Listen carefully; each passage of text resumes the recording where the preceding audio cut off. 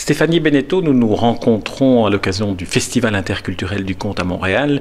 Vous êtes québécoise. Est-ce qu'on peut dire que le conte est une caractéristique des Québécois? Oui, oui. Je pense que depuis très longtemps, les Québécois racontent des histoires. Je pense que, comme beaucoup de cultures, ça appartient vraiment à la tradition. Par contre, ça se renouvelle. Donc, depuis une quinzaine d'années, on voit le conte revenir et devenir un art. Alors qu'avant, on le voyait plus dans les maisons, c'était quelque chose de plus folklorique. Mais dans les deux cas, je pense que le conte et le Québec, ça va ensemble.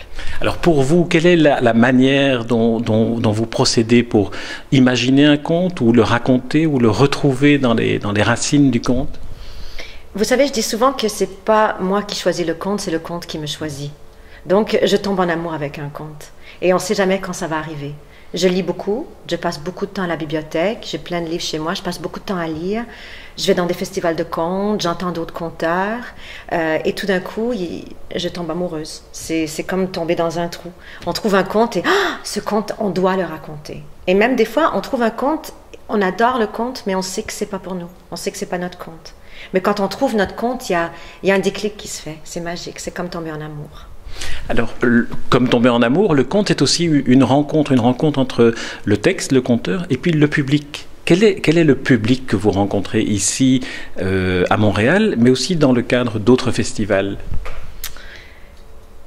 Moi, je raconte à tout le monde. Alors, j'aime raconter aux enfants, j'aime raconter aux ados, j'aime raconter aux adultes, j'aime raconter aux personnes âgées. C'est difficile de répondre à cette question parce qu'il y a toutes sortes de publics. Des fois, il y a des publics qui écoutent, des fois, il y a des publics qui écoutent moins, des fois, il y a des publics qui sont extrêmement expressifs et qui parlent, d'autres publics qui n'ont jamais entendu de contes et qui sont un peu surpris. Donc, mais c'est sûr que ce qui se passe lorsqu'on raconte une histoire à un public, c'est qu'il y a une écoute, un silence qui se fait. À un moment donné, on sent ce moment, et ça se fait seulement avec le consentement du public et du conteur. Ensemble, il y a ce moment magique d'intimité qui se crée, et c'est ce qu'on cherche à faire en tant que conteur. Si on vous disait, je me fais l'avocat du diable, dans le fond, à l'époque d'aujourd'hui où Internet existe, les rencontres virtuelles sont les réseaux sociaux, le conte n'a plus de raison d'être, comment est-ce que vous en feriez, vous, l'avocate?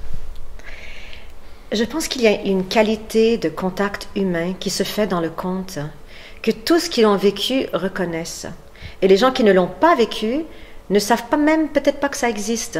Mais lorsqu'on éteint tous les téléphones, lorsqu'on éteint tout ce qui peut faire du bruit, lorsqu'on s'assoit dans une salle silencieuse et qu'on permet au conteur de nous guider dans notre propre imaginaire, il y a une expérience humaine d'une très très grande qualité.